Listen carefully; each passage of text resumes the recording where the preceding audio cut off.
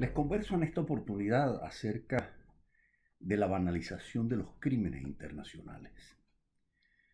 He celebrado, como lo hacen fundamentalmente las víctimas, el nuevo informe que la Misión Independiente de Naciones Unidas ha expedido, el tercero, siguiendo al de 2020 y 2021, para dar y dejar constancia de los crímenes de lesa humanidad que se están y se siguen cometiendo en Venezuela. La particularidad de esto es que no se trata de crímenes que respondan a acciones individuales o personales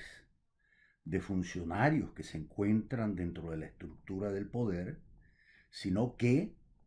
según lo afirma y confirma Naciones Unidas, se trata de crímenes que responden a una política de Estado. Vale decir, es una investigación a través de la cual se demuestra que existe una suerte de cadena de mando que de manera permanente y sostenida ha permitido la generalización de las violaciones de derechos humanos en Venezuela. Yo diría que si estuviese el ecosistema mundial preparado o viviendo las mismas circunstancias que conoció la humanidad una vez como concluye la Segunda Gran Guerra del siglo XX, la de 1945, uno podría realmente tener la esperanza de que estos informes, que ciertamente acompañan a las víctimas, le muestran que no están solas, que no han sido abandonadas a su suerte, pero repito, si estuviésemos en el tiempo inmediatamente posterior a 1945, estos informes tendrían ciertamente un destino claro y cierto. Un tribunal similar al de Nuremberg, que juzgó los crímenes de guerra que fueran producto justamente de criminales nazis, autores fundamentalmente del trágico holocausto. Lamentablemente hoy en día estos informes terminan en los escritorios, en las escribanías diplomáticas del Consejo de Derechos Humanos de Naciones Unidas, en donde la lógica opera fundamentalmente en beneficio del poder. Se trata no de un personal independiente que esté allí sentado para hacer juicio de valor sobre el comportamiento de los estados y de sus funcionarios o de sus gobiernos, sino que se trata de los mismos gobiernos que representan a los estados, no pocos de ellos comprometidos de manera sistemática en violaciones generalizadas de derechos humanos. Así que estos documentos ciertamente reciben el tratamiento de documentos diplomáticos que son sometidos paradójicamente a la cultura del voto, a la decisión de naturaleza política. No pocos de estos informes por lo mismo han terminado en manos de la Asamblea General de Naciones Unidas, y cuando uno entiende o advierte que pueden incorporarse a los expedientes que actualmente sustancia la Corte Penal Internacional creada por el Estatuto de Roma en 1998,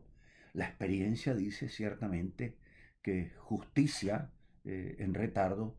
no es justicia. Donde hay omisión, retardo o denegación de justicia, porque justamente pasa el tiempo y las víctimas no tienen respuesta, allí ciertamente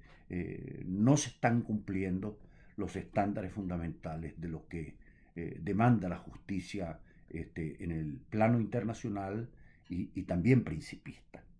Yo ciertamente, después de haber ejercitado la docencia durante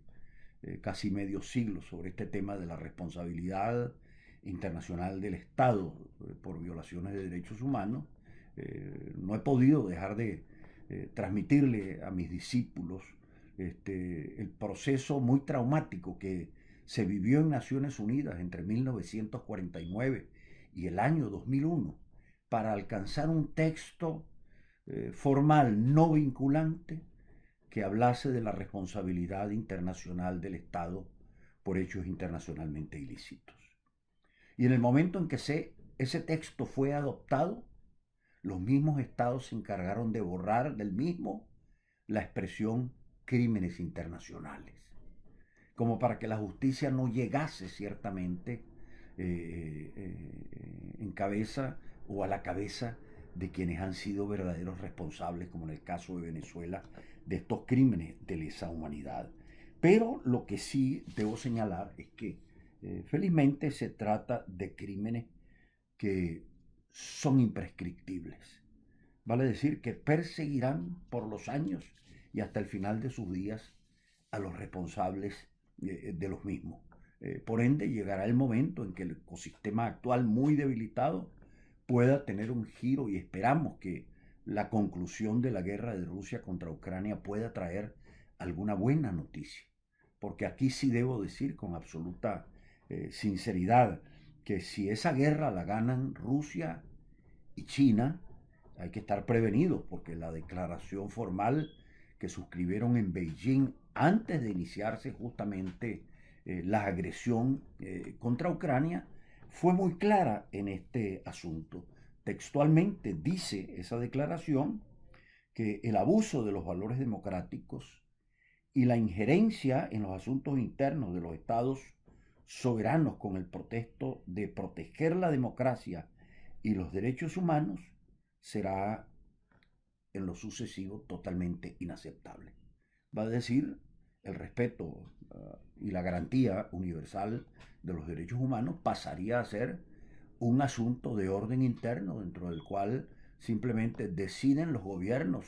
y su pueblo sojuzgados o sometidos, tal y como hoy en día ocurre bajo los gobiernos de López Obrador en México, de Maduro en Venezuela,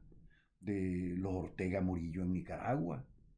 de la Cuba del señor Díaz Canel y de Castro, y paremos de contar por lo pronto.